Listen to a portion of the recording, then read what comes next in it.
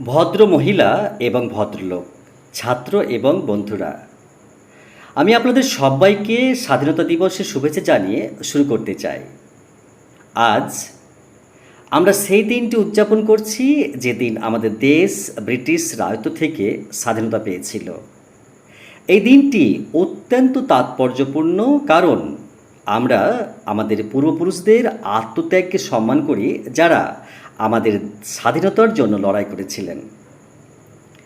স্বাধীনতা দায়িত্ব নিয়ে আসে। তরুণ নাগরিক হিসাবে আমাদের ঐক্য ধরে রাখতে হবে এবং অগ্রগতির পথে কাজ করতে হবে।